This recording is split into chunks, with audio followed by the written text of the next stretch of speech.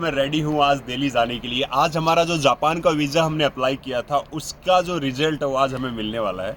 Finally दोस्तों मैं अपना पासपोर्ट लेकर आ गया हूँ। सामने देखिए शिवाजी स्टेडियम का मेट्रो स्टेशन है और मेरे पास 2 पासपोर्ट आप देख रहे होंगे। गुड मॉर्निंग दोस्तों, फाइनली मैं दिल्ली पहुँच गया हूँ। इस वक्त तो दिल्ली में धौलाकुआं मेट्रो स्टेशन उसके बाहर खड़ा हूँ। यहाँ बहुत पुरानी यादें हैं, मैंने बहुत बार यहाँ से बस पकड़ी है राजस्थान जाने के लिए। तो आज मेरा दिल्ली आने का कारण है वो है जापान का वीज़ा अप्लाई करने के लिए। तो यहाँ से ये मेट्रो सीधी जाती है शिवाजी स्टेडियम, वहाँ पर VFS ऑफिस है जहाँ से आप दुनिया के या जितने भी देश है जो इंडिया से आप वीज़ा ले सकते हो, जिनमें स्टिकर वीज़ा जो भी वीज़ा चाहिए वो आपको मिलता है VFS दिल्ली से।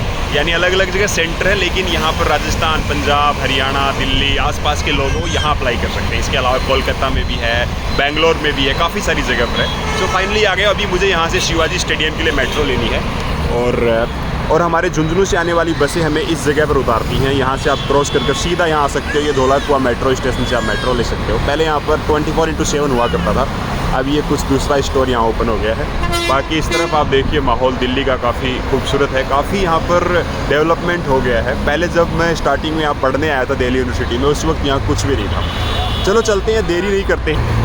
अभी 9:56 हो, यानी ऑलमोस्ट 10 बज गए। तो चलिए जी, टिकट लेते हैं मेट्रो की और यहाँ से निकलते हैं। सामने फूड कोर्ट है जहाँ से आप खाना वगैरह भी खा सकते हैं। और ये सब लाइन लगी आधार कार्ड अपडेट करने वालों की। पहले यहाँ पर काफ़ी कुछ हुआ करता था, बदलता रहता है। तो चलिए जी मेट्रो की एंट्री मारते हैं। और वहाँ पर टिकट काउंटर पर टिकट लेने के लिए लाइन लगी हुई है। लेकिन दिल्ली मेट्रो ने एक ऐप लॉन्च कर रखा है, दिल्ली मोमेंटम 2.0। वहाँ पर जाकर आप किसी भी स्टेशन की टिकट बुक कर सकते हो। और फाइनली भाई पहुँच गए हैं, यहाँ से हमें मिलेगी। और यहाँ पर 5-6 स्टेशन है, देखो New Delhi, Shivaji stadium, Dhaulakuan, Delhi aerocity, हवाई अड्डा, टर्मिनल 3, द्वारका सेक्टर 21, ये सब हमें द्वारका। और ये बहुत फास्ट चलती है भाई। तो अपन लगभग 10 मिनट के अंदर अंदर पहुँच जाएंगे। 10:03 हुए। और वैसे अगर मैं जाता ऑटो वगैरह लेकर तो आधा घंटा 40 मिनट लगना नॉर्मल बात है। ट्रैफिक जाम बहुत ज़्यादा रहता है। जैसे अगर आप जापान का वीज़ा अप्लाई कर रहे हो तो बहुत ही आसान है, ज़्यादा उसमें भसड़ नहीं है। और देखते हैं हमें मिल पाता है नहीं मिल पाता है। मुझे जापान, साउथ कोरिया और चाइना तीनों की स्टिकर वीज़ा चाहिए। हर 5-5, 7-7 दिन के गैप पर वापस दिल्ली आना होगा, अप्लाई करना होगा और लेकर जाना होगा। हम बात करेंगे जब हमारा वीज़ा फॉर्म सबमिट हो जाएगा, उसके बाद हम बात करेंगे कि कौन से डॉक्यूमेंट्स चाहिए और कितनी वीज़ा की फ़ीस है। सो पहले चलते हैं VFS।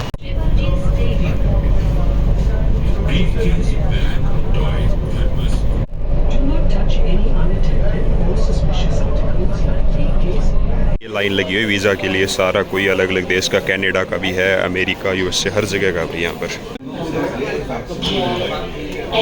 फाइनली अपना काम हो गया। भीड़ देखिए आप हर जगह के, चाइना और इन सब कंट्री के वीज़ा के लिए खतरनाक। बट फाइनली अपना काम हो गया है। अभी बजे 11:27। चलिए जी, एक चीज़ यहाँ पर ये है कि जितना जल्दी आप सुबह आ सको उतना जल्दी आओ, ताकि आपका काम बहुत जल्दी हो जाए। अब मैं यहाँ से एग्जिट हो रहा हूँ, बाहर जाऊँगा CP की तरफ घूमने के लिए।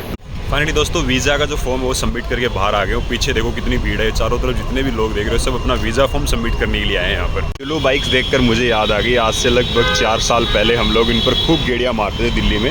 और ये लगभग 80-90 रुपये में पहले 3-4 घंटे आप चला सकते थे। तो हम सत्य निकेतन जहाँ रहते थे वहाँ से आ जाते थे CP घूमने के लिए, या कहीं भी निकल जाते थे। दोस्तों अब हम बात कर लेते हैं जापान का वीज़ा अप्लाई करने के लिए आपको कौन से डॉक्यूमेंट्स की नीड रहती है। सबसे पहले आप सभी को पता है एक पासपोर्ट ज़रूरी चाहिए होता है, जिसकी जो वैलिड डेट है वो 6 मंथ होनी चाहिए। उसके बाद एक आपके पास एक फ़ोटोग्राफ होना चाहिए जिसमें लगभग 80% आपका फेस होना चाहिए। इसके साथ ही जो मेन चीज़ें हैं वो मैं आपको बता दूं। सबसे पहले आपके पास होटल बुकिंग होनी चाहिए कन्फर्म, जो कि आप booking.com से इजीली बुक कर सकते हो। उसके साथ साथ आपके पास में एक 6 मंथ की बैंक स्टेटमेंट की ज़रूरत होती है। इसमें 2-3 लाख रुपये होने चाहिए, मेंटेन हो या फिर होने चाहिए। उसके बाद में आपको ज़रूरत पड़ती है ITR की, 3 साल की आपके पास ITR होनी चाहिए। ये सब चीज़ें आपके पास हैं तो आप जाकर सीधा अपना वीज़ा अप्लाई कर सकते हो।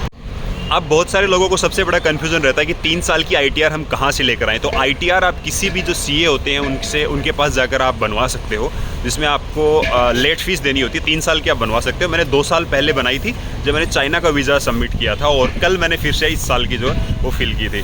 सो कहने का मतलब है ITR भी आपको मिल जाती है, जिसमें 1000 रुपये लेट फीस लगती है। उसके बाद CA की भी 1001 रुपये चार्ज होता है। तो इस तरीके से हो गया। फिर इसके साथ ही आपको फ़्लाइट टिकट्स चाहिए होती हैं। तो आप अगर बुकिंग करते हो तो आपके लिए महंगी पड़ेंगी, तो आप डमी फ़्लाइट टिकट्स बुक कर सकते हो, सिर्फ 500 रुपये लगते हैं। अब हम देखते हैं कि हमें वीज़ा मिल पाता है या नहीं मिल पाता। और अगर आप जॉब करते हो तो आपके पास सैलरी स्लिप, उसके बाद 1-2 और लेटर चाहिए होते हैं, वो भी आप आसानी से अपनी कंपनी से ले सकते हो। तो कहने का मतलब आप घूमने कहीं भी जा सकते हो। और ट्रैवल ट्रैवल करके आप अपने पासपोर्ट को थोड़ा स्ट्रॉन्ग बना सकते हो। सामने प्राचीन हनुमान मंदिर है, मैं 1-2 बार गया हूँ, काफ़ी सुंदर मंदिर है। अब मैं जा रहा हूँ सीपी की तरफ खाना खाने के लिए, और वहाँ पर एक दिल्ली टूरिज्म की कैंटीन है जहाँ पर मैं काफ़ी बार खाना खाता हूँ। तो चलिए उस तरफ चलते हैं, कुछ और देखते हैं। पैदल शिवाजी स्टेडियम से हम पहुंच गए सीपी। सामने आपको नज़र आ रहा होगा जैन चावल वाले, तो वहां जाकर हम कुछ खाते पीते, उसके बाद दिल्ली टूरिज्म में जाकर हम पियेंगे वहां की कॉफ़ी।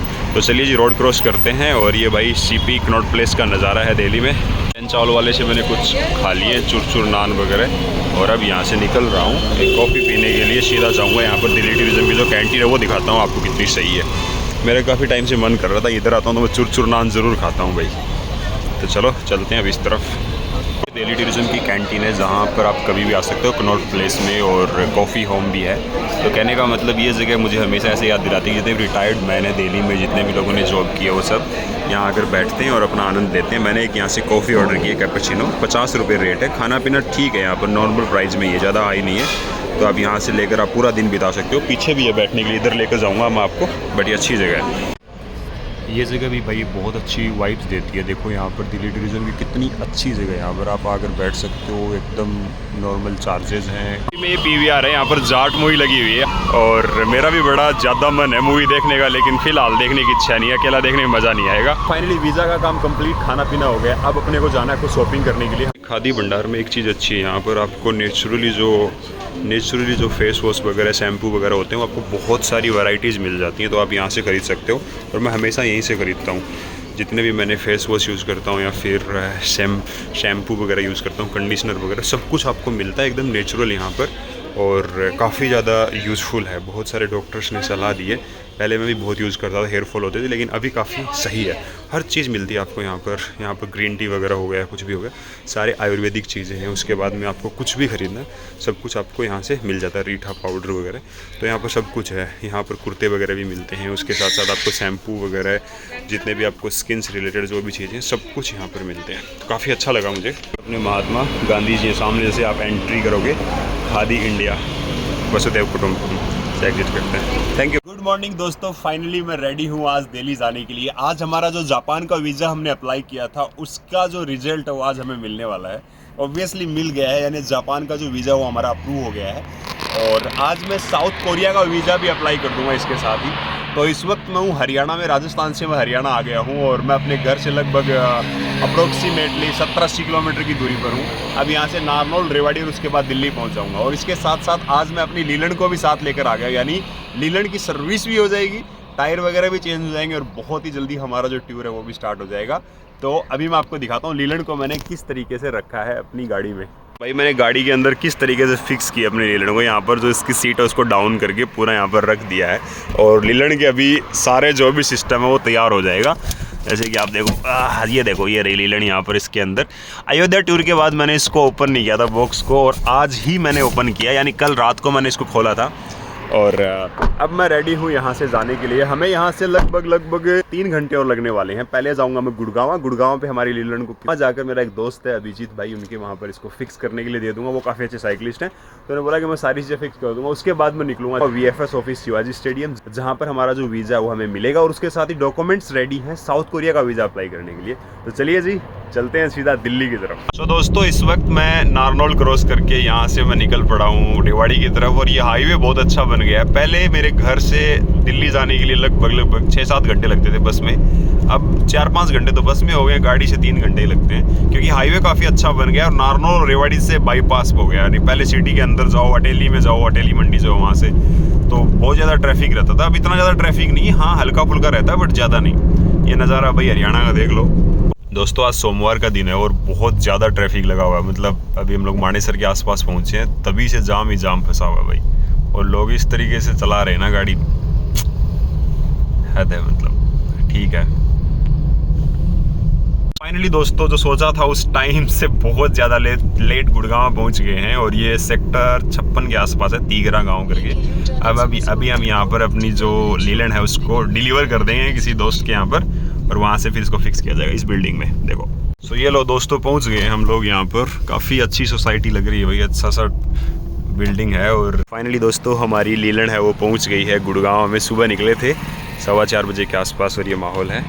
पे चिरंजीव जी हैं, उनसे मिलकर बड़ा अच्छा लगा और काफ़ी अच्छे से उन्होंने मुझे सजेस्ट की सारी चीज़ें। मस्त हो जाएगा, कोई बेफिक्र नहीं है, बंदा अच्छा मिल जाता है तो फिर बहुत ही अच्छा लगता है। अब यहाँ से हम जा रहे हैं एग्जिट होकर सीधा सत्य निकेतन, वहाँ से ब्रेकफास्ट करेंगे और कुछ हमें डॉक्यूमेंट्स की नीड है जो मुझे निकलवाने वो निकलवा लूँगा। चलिए जी बढ़ते हैं फटाफट।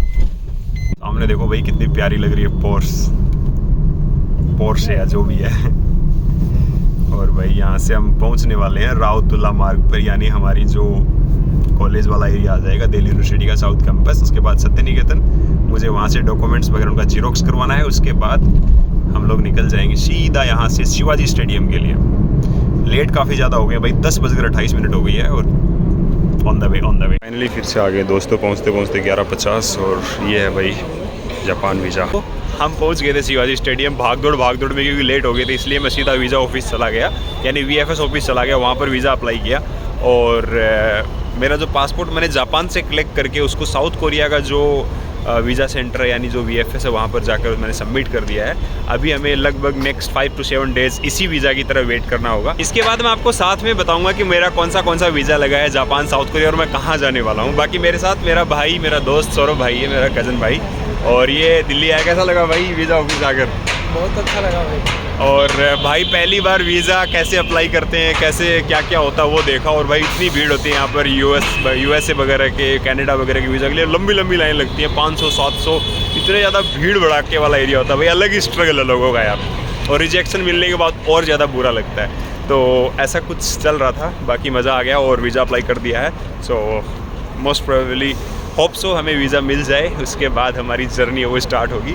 तो अब हम लोग CP में घूम रहे हैं और उस तरफ वहाँ पर सामने है वो VFS ऑफिस है शिवाजी स्टेडियम, यहाँ सामने आप पार्किंग वगैरह भी वहाँ पार्क कर सकते हो। और अब हम जा रहे हैं CP की तरफ कुछ खाने पीने के लिए। भूख लगी है, सुबह से कुछ भी नहीं खाया, अभी टाइम हो गया है 1:43 और चलो जी कुछ खाते हैं।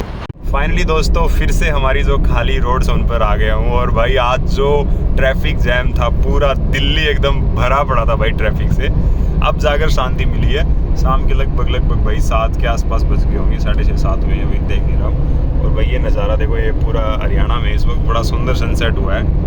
अभी ये सारा रेवाड़ी के आसपास का इलाका है। बहुत ज़्यादा ट्रैफिक पार करने के बाद आ गए भाई, और ये सारा माहौल है। ये सौरभ भाई है जिन्होंने हमारे साथ में झुंझुनू से अयोध्या वाला साइकिल टूर किया था। और भाई जब भी देखते इन रोड्स को बोलते हैं कि यार इतना जोर आया था साइकिलिंग करने में यहाँ पर, क्योंकि भाई फ्लाईओवर बना रखे हैं। हम इधर से ही निकले थे उस टाइम पर, बड़ा ही खतरनाक एरिया था। और भाई ये देखो पूरा सुंदर, कहीं पर जैसलमेर लिखा हुआ है, यहाँ से 400 किलोमीटर दूर है भाई जैसलमेर। यहाँ से नारनौल आएगा, फिर ये सारा एरिया अभी मारते हैं।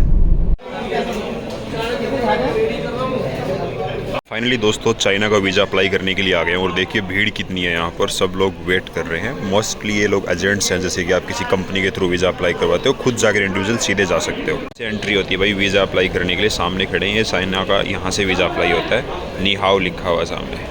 फाइनली दोस्तों तीसरी बार आ गया हूँ। पहले जापान का वीज़ा अप्लाई किया, उसके बाद साउथ कोरिया, और इस बार चाइना की बारी है। हालांकि मैंने वीज़ा अप्लाई करने आया था तब मैंने वीडियो नहीं बनाया था, वीज़ा अप्लाई कर चुका हूँ ऑलरेडी।